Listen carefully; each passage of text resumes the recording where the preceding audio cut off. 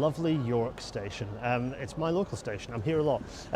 The challenge of getting across to Hull with a direct railway is that there's getting from here, York station, that way. Well, there's a lot in the way, and that's a lot of the problem. There were connections out to the east, but well, let's have a look, shall we? There are two railway lines that came out of York to the east. The first is, well, not in time, actually. The other one was the first in time, but the first that I'm going to talk about here, as I cycle on this rarely LTM 120 compliant cycle path, the first is a combination of the Foss Islands branch and the Derwent Valley Light Railway. They take you out of York and plonk you quite usefully in Dunnington, actually, just outside of York. The problem with that railway is that, well, it's the same problem that you have if you're cycling, which is that it is useless in how it actually gets into the centre of York. It kind of loops around on the Foss Islands branch, connecting up where the Roundtree factory used to be. And the other problem is that they've just right now built a bunch of houses on the former junction, so that route is out. The other is the further north, the York to Market Wheaton line, and some of it is, accessible. You can get off onto this bit, which is a cycle path, and so following it right up until the point where it becomes a link road ahead of me. After that, however, it becomes a residential area and the factory that builds porter cabins, the literal international headquarters of porter cabin.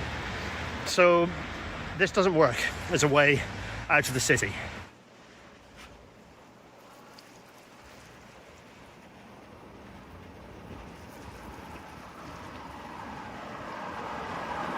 The bigger problem with both of the north-facing kind of escapes out of York, far bigger than, building, millions of pounds worth of residences that have to be bought back, far bigger than that, is operational.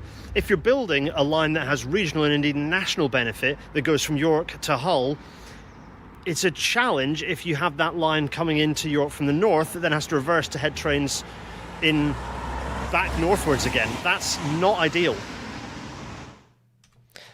And so let's have a quick look at that. Let's have a look back at our map and sort of see what on earth I'm talking about, because it's time that we switched on our alignment design, right? So let me go down here and switch on our beautiful alignment design. So, and actually what I'm going to do now is switch off. So I'm going to leave the little stick line on, but I'm going to switch off all of our towns that we've got here. We're going to get rid of those.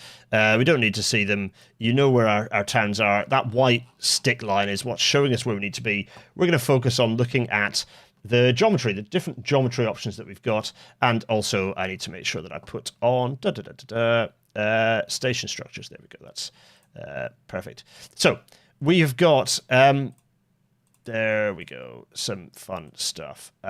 Some useful bits and pieces to switch on. So yeah, we've got, out of curiosity, if you want to know, so this used to be, this is the junction of the Foss Islands branch. It's now got a bunch of houses on it, so that's done. The connection here, which where you saw me cycling up to that old Market Wheat line, has residences on it. It's done. And the porter cabin factory, admittedly, it's mostly just a car park on the side, but it's also mostly done. But the main issue is the residences area. You're not building anything these. So that's done. So what can you do? Well, I think one of the things you can do is unlock some more housing and potentially some other stuff that we'll talk about momentarily by going down here, going around the top, scooping around through the bypass, whizzing out and then rejoining or kind of nominally kissing along with where the Market Wheaton line was, resuming it, and off you go.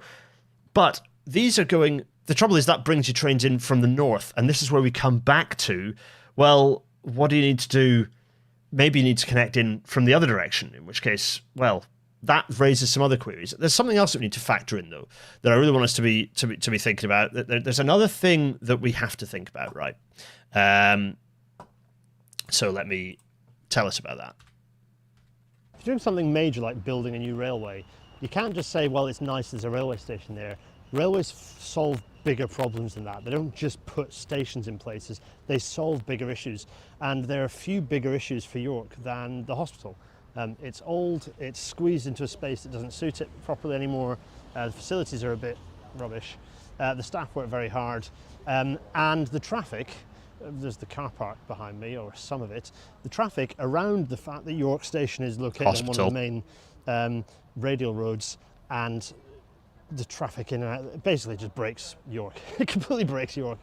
And so if you're doing something major, like building a new railway connecting into York, then one of the key problems that you should take the opportunity to solve is York Hospital. Yes, absolutely. York Hospital, if you might be saying, well, why do you care so much about traffic and congestion? Well, the point is that it stops everything from working. It discourages the fact that you've got the hospital in the middle of York means that you're like, well, you have to allow flow of traffic through the town so that people can get to the hospital, which is why it's a good thing to put the hospital somewhere else out on the ring road, allowing access for everyone basically much more easily, particularly those in the hinterland. And so this is where we go, well, actually, there's an opportunity here to actually connect it to the railway. And so this is where we get York Hospital as an option. And so I'm going to do a lot of jumping between. So let's look at what I'm talking about, because here is where I would put York Hospital, I think. Or, so I put it, so either you're coming off basically on the old, what was the old East Coast Main Line, actually, come around the back of the Tesco's, potentially providing yourself with a, yes, you have to bulldoze a bit of Taddy Road again, potentially providing yourself with a better connection and better use of the park and ride as well, because then you get station connected park and ride, potentially expand that park and ride. And then you build the hospital, and you build a big hospital campus, spend £1 billion on a big hospital campus, because that's about how much one goes for these days, and close the original. And you can probably do a sizable amount of paying for that £1 billion by selling the prime real estate in the centre of York. You build the railway station, and then you have a rail-served hospital, a large park and ride. You also are, by the way, by having a station there serving Bishopthorpe, so that's you're also expanding the footprint of the railway there.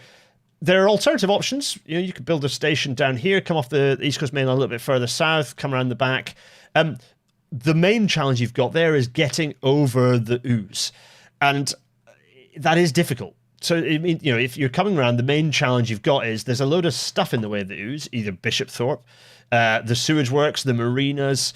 It's actually, there's a load of stuff in the way of the Ouse right the way down. It's navigable right the way down. The only point you can really cross whilst dodging these assets is where the current bridge is, funnily enough. That means that you'd be affecting the current bridge. You'd be impacting on the current bridge and having to integrate that into the way where the cycleway is. There would have to be some thoughts put in there. But that is the best way to cross. If you're coming in from the south, that's kind of what your options are. Again, you can't follow the existing route and cross the river using the existing bridge because there's Bishopthorpe on top of the old railway. Because we're very clever and we don't plan ahead. So that's essentially where we're stuck. Could you come in and tuck onto the railway and kind of potentially you could, but I suspect that would be difficult with the residences. It's certainly an option. You could tuck in. Maybe it's another one that I'll play with. I always tinker with these for a long time. But share your thoughts. What do you think? So that's York. We've got out of York somehow.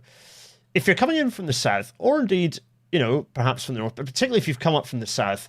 At that point, you kind of want to go, well, what else can you scoop in? Can you potentially provide links? Dunnington is one of the key commuter routes into York, commuter towns for York. It's quite large. It's expanding. It has industrial connections. Do you pop the station in Dunnington? Even though it's not one of our 5K population centres, it is essentially a commuting corridor into York, and it provides access to that side. So you go from having no stations on the side of York to having a station on the east of York, including some of the hinterland. People might choose to travel to that station, have a park and ride here.